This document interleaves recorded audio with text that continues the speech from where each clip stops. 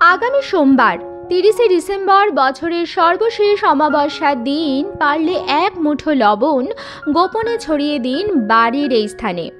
আপনার জীবনের সমস্ত বাধা বিপত্তি ও গৃহের সমস্ত বাস্তু দোষ দূর হবে।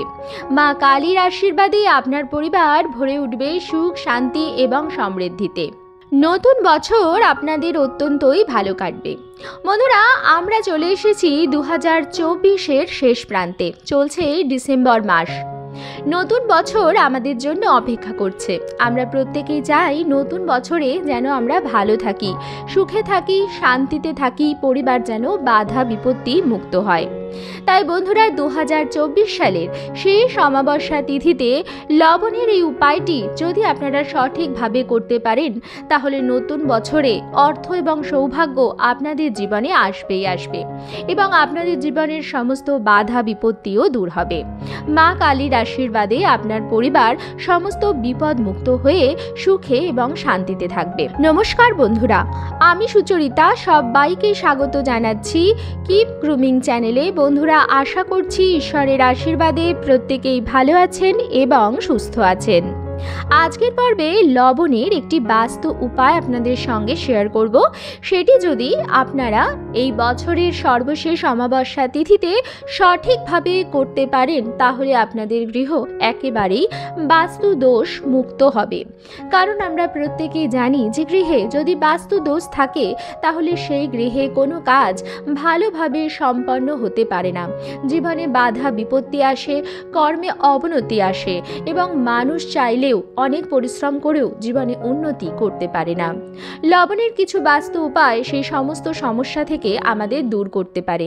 তবে যদি সেটি আরও ভালো হয়, সঠিক হয়, যদি আপনারা ভালো দিনে সেটি করেন, অমাবস্যা তিথিতে এই উপায়টি করলে আরও ফলপ্রসূ হয়।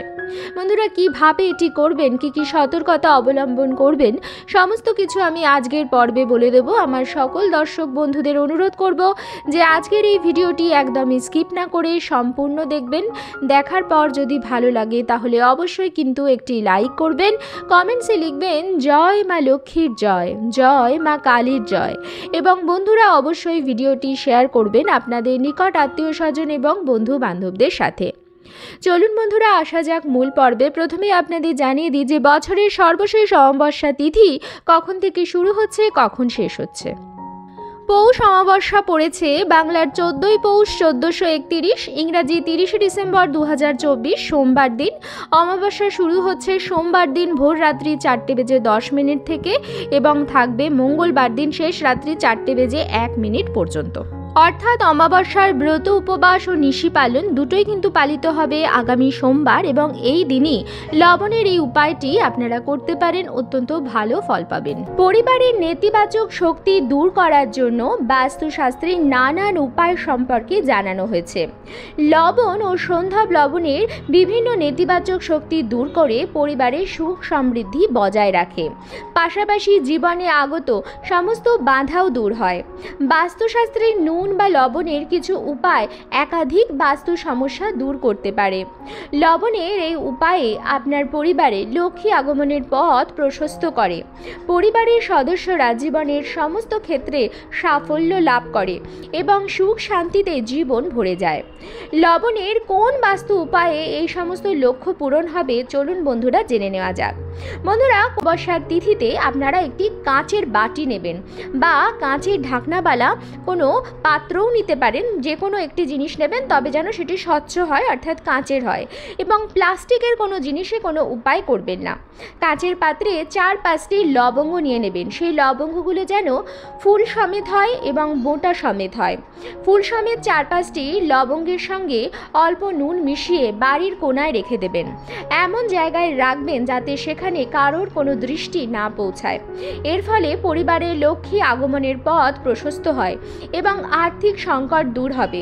পরিবারের প্রতিটি ক্ষেত্রে সাফল্য লাভ করা যায় এবং গৃহে অশান্তি, কলহ, বিবাদ ইত্যাদি দূর হয়। নুনের মধ্যে শক্তি আছে নেগেটিভ শক্তি বা নেগেটিভ এনার্জি শুষে নেওয়ার।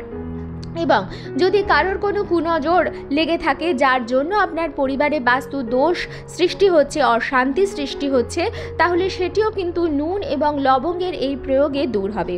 তবে বলে রাখি বন্ধুরা, এই যে পাত্রটি আপনি রাখছেন এটি সপ্তাহান্তে অর্থাৎ 7 দিন পর পরিবর্তন করে নিতে হবে। তারপর আপনি পাত্রটি ভালো করে ধুয়ে শুকনো করে মুছে নিয়ে পুনরায় এতে নুন রাখবেন এবং লবঙ্গ রাখবেন। বন্ধুরা, অনেকেই মনে প্রশ্ন আসে যে এটি কি সাদা নুন দিয়ে করা যাবে না সন্ধক লবণ। বলে রাখি বন্ধুরা, এটি সাদা নুন দিয়েও করা যাবে এবং যদি আপনারা চান সন্ধক লবণ দিয়ে করবেন তাহলেও করতে পারেন। সন্ধক লবণ আরও বেশি শুদ্ধ হয় এবং যে কোনো টোটকা উপায় করবার জন্য আরও বেশি ফলপ্রদায়ী হয়। কিন্তু তার মানে এই নয় যে সাদা লবণ দিয়ে কার্যটি করা যাবে না। সাদা লবণ দিয়েও আপনারা কার্যটি করতে পারবেন, কিন্তু অনেকে যেটি করেন সেটি ঘরের একটি কোণে রেখে দেন এবং পরে সেটি ভুলে যান, তাহলে কিন্তু হবে না বন্ধুরা। এটি কার্যকরী তখনই হবে যখন এটি আপনি সপ্তাহ শেষে পরিবর্তন করবেন। অমাবস্যা তিথিতে কিন্তু স্নানের বিশেষ গুরুত্ব আছে, তাই এই দিন স্নান কিন্তু প্রাতঃকালে করবেন। সর্বোত্তম হয় গঙ্গা স্নান করলে, কিন্তু গঙ্গা স্নান সবার পক্ষে করা সম্ভব নয়। তাই বন্ধুরা, আমি বলবো যে আপনারা বাড়িতেই স্নান করুন এবং স্নানের জলে 1 চামচ সন্ধক লবণ এবং সামান্য পরিমাণ তিল মিশিয়ে তারপরই স্নান করুন। স্নান করবার পরে পরিষ্কার কাঁচা বস্ত্র পরিধান করবেন এবং তারপরে বস্ত্রে মস্তকে সর্বত্র গঙ্গার জলে ছিটা দিয়ে দেবেন। এমনকি বাড়িঘর ধরে সর্বত্র গঙ্গার জলে ছিটা নেবেন। এই অমাবস্যা তিথি থেকে টানা 21 দিন যদি আপনারা প্রতিদিন স্নানের জলে 1 চামচ সন্ধক লবণ এবং সামান্য পরিমাণ তিল মিশিয়ে স্নান করতে পারেন, তাহলে আপনার ওপর কেউ কোনো রকম খারাপ নজর লাগাতে পারবে না। খারাপ নজর কখন লাগে? যখন আমরা বাইরে যাই, বাইরের কেউ আমাদের দেখে এবং আমাদের কুনজর দেয়। যদি আপনি প্রাতঃকালে স্নান সেরে নেন তাহলে সেখানেই কিন্তু কুনজরটি কেটে গেল এবং আপনার জীবনে উন্নতি অগ্রগতি আসার পথে কেউ কোনো রকম বাধা দিতে পারবে না। ঘরের নেতিবাচক শক্তি দূর করার আরও একটি উপায় রয়েছে। 1 বালতি জলে সন্ধক লবণ মিশিয়ে ঘর মুছুন। শেষে সেই জল বাড়ির বাইরে উঠোনে ফেলে দেবেন।